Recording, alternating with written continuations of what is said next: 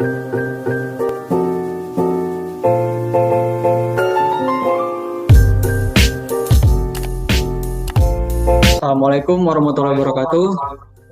Selamat pagi Bapak Ibu dan teman-teman acara yang saya hormati. Perkenalkan, nama saya Muhammad Fadlin Soba Hasan. Saya selaku Ketua Kelompok 2 Angkatan 2 yang beranggotakan Daulatun Hasanah STRA, Muhammad Nofirmansyah STRIP, Fahrul Rozi Ramadan STRIP, dan Alvita Kumara Wasistiana STRIP. Pada kesempatan kali ini, saya bersama rekan-rekan akan mempresentasikan hasil diskusi dan kerja kelompok kami mengenai money laundry. Oke, tanpa panjang lebar, izinkan saya memulai dengan pengantar materi, dan selanjutnya akan dilanjutkan oleh rekan-rekan saya.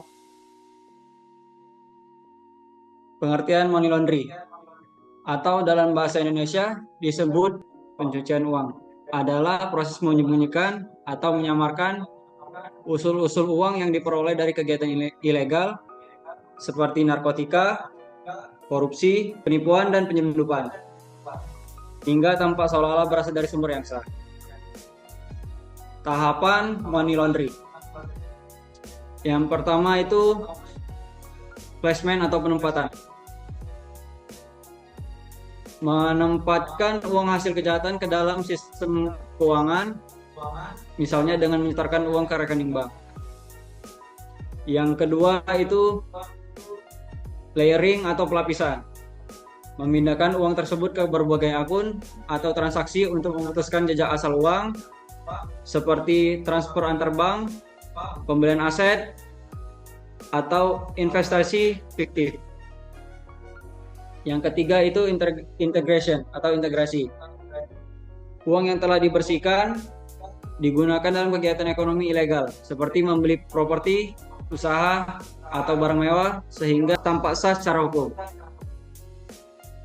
Dampaknya itu yang pertama, meningkatkan hilangnya kendali pemerintah terhadap kebijakan ekonominya. Yang kedua, merusak stabilitas ekonomi dan sistem keuangan. Yang ketiga, menyuburkan tindak kriminal dan korupsi. Dan yang terakhir adalah mengurangi kepercayaan publik terhadap instansi keuangan.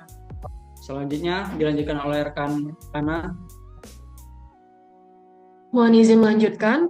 Di sini adalah membahas kasus money laundry yang ada di Indonesia. Untuk contoh yang diambil adalah kasus yaitu Syahrul Yassin Limpo sebagai mantan Menteri Pertanian ditetapkan sebagai tersangka tindak pidana pencucian uang atau TPPU oleh Komisi Pemberantasan Korupsi KPK. Ia diduga menyamarkan dan menyembunyikan asal-usul uang hasil korupsi, gratifikasi, dan pemerasan yang dilakukan selama menjabat. Total kerugian negara diperkirakan mencapai 60 miliar. Uang tersebut digunakan untuk kepentingan pribadi dan disamarkan melalui berbagai aset. Untuk kejadiannya yaitu terjadi pada Kementerian Pertanian yaitu di Jakarta, dan Makassar dan Jakarta sebagai lokasi penyitaan aset dan pemeriksaan keluarga. Untuk SYL ini ditetapkan sebagai tersangka TPPU yaitu pada Oktober 2023. Motifnya adalah memperoleh keuntungan finansial pribadi dengan menyalahgunakan jabatan. Kasus ini dilakukan pemerasan, yaitu memerintahkan pejabat eselon 1 dan 2 untuk menyetorkan uang rutin sebagai setoran wajib jabatan. Kemudian, pencucian uang ini dilakukan dengan aset dibeli atas nama orang lain atau dialihkan ke rekening keluarga untuk menyembunyikan asal-usul dananya. Keterlibatan keluarga di sini yaitu digunakan sebagai perantara dan penerima aset hasil kejahatan untuk menghindari pelacakan hukum. Selanjutnya akan dilanjutkan oleh rekan Fahru. Baik, terima kasih Saudari Ana. Izin melanjutkan untuk pemaparan selanjutnya, yaitu memasuki pada menentukan isu aktual dengan menggunakan analisis APKL, yaitu aktual, problematik, khalayak, dan layak. APKL sendiri adalah metode analisis yang digunakan untuk mengevaluasi dan menentukan prioritas isu atau masalah. Metode ini membantu menentukan apakah sebuah isu itu layak untuk ditangani lebih lanjut berdasarkan kriteria-kriteria yang telah ditetapkan. Di sini dapat kita lihat bahwa terdapat 4 isu yang sudah ditelaah pada permasalahan money laundry sebelumnya. Terdapat 4 isu. Yang pertama adalah koordinasi antar instansi pemerintah, terutama terkait dengan otoritas pengawasan keuangan dan investigasi di sektor finansial belum optimal. Pada kriteria APKL ini prioritasnya memenuhi kriteria pada APKL. Yang kedua, belum efektifnya penegakan hukum disebabkan kurangnya pengetahuan serta keterampilan sumber daya manusia yang memiliki kapasitas dalam menyelidiki praktek money laundry masih terbatas. Prioritas memenuhi. Yang ketiga, belum optimal sistem pengawasan serta SOP dalam mengidentifikasi aktivitas yang mencurigakan. Memenuhi APKL. Yang keempat, keterbatasan kerjasama dengan aparat penegak hukum. Di sini terdapat pada indikator layak masih belum memenuhi, sehingga isu keempat ini tidak akan dianalisis menggunakan USG selanjutnya. Lalu setelah isu-isu yang sebelumnya yang telah memenuhi dalam analisis APKL akan divalidasi isu aktual melalui USG, yaitu urgency, seriousness, dan growth. Urgency sendiri yaitu tingkat kedaruratan masalah. Yang kedua, seriousness adalah tingkat keseriusan masalah. Yang ketiga, growth, tingkat pertumbuhan masalah. Dalam analisis USG ini kita memakai indikator angka 1 sampai 5, yang mana 5 adalah sangat mendesak. Lalu yang keempat berkembang sangat cepat, yang ketiga cukup mendesak, yang kedua kurang serius, dan yang satu adalah kurang cepat atau kurang mendesak.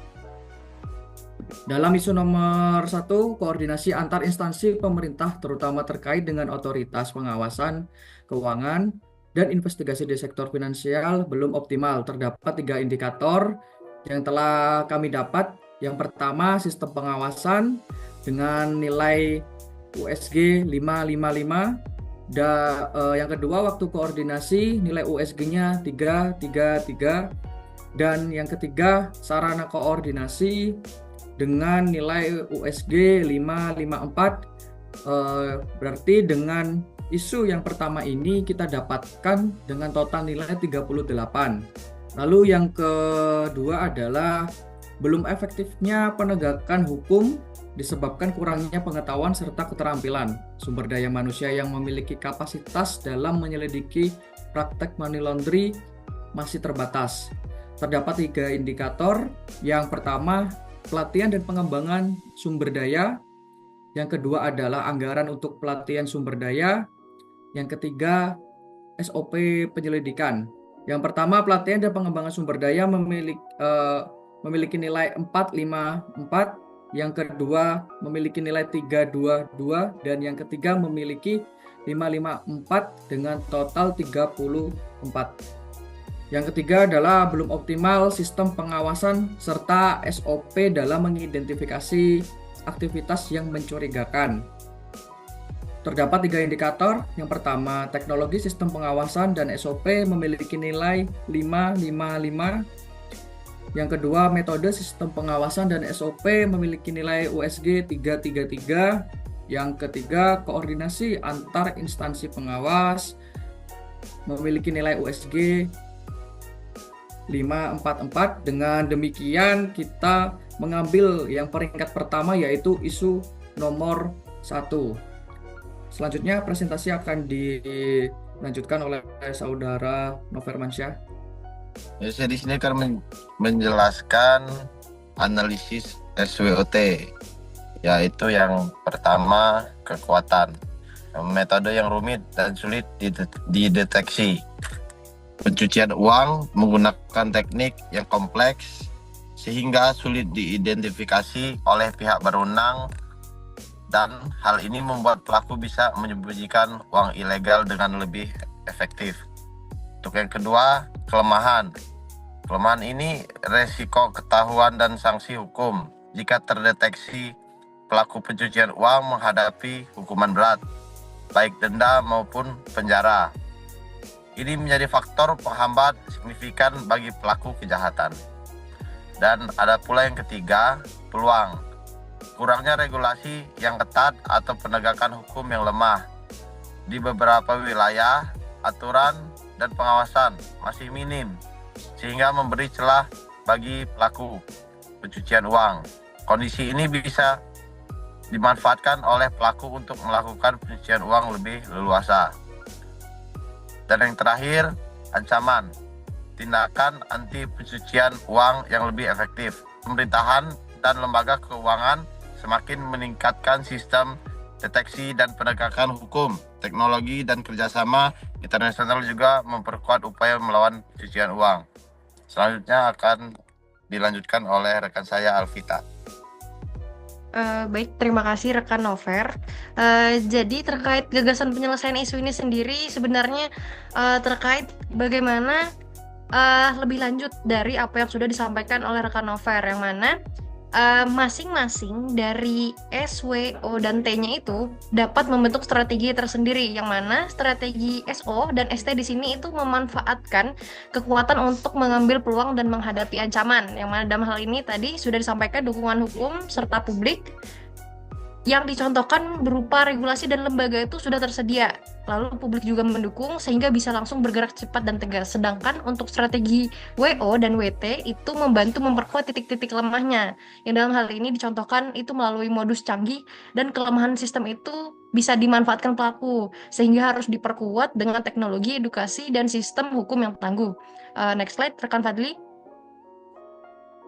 Nah, melalui tabel ini bisa juga dilihat gagasan penyelesaian isu atau strategi yang lebih lengkap dari masing-masing SWO dan T, yang mana masing-masing strength atau weakness bisa dipasangkan dengan threat atau opportunities-nya. Di sini dapat kita lihat bersama bahwa misalnya di strength dan threats itu kita bisa menggunakan kewenangan KPK dan PPATK untuk menekan potensi intervensi politik dalam kasus SYL. Lalu di WT-nya itu kita bisa meningkatkan titik kelemahannya dengan mengembangkan sistem pelaporan elektronik. Begitu juga dengan SO dan WO yang lain yang juga dapat dilihat dalam tabel berikut. Adapun rangkuman dari strategi yang bisa kami paparkan pada kesempatan kali ini yaitu ada 6. Yang pertama yaitu mendorong proses hukum yang terbuka, cepat, dan independen melalui kekuatan sistem hukum dan lembaga. Lalu yang kedua itu mengaktifkan dukungan publik dan media.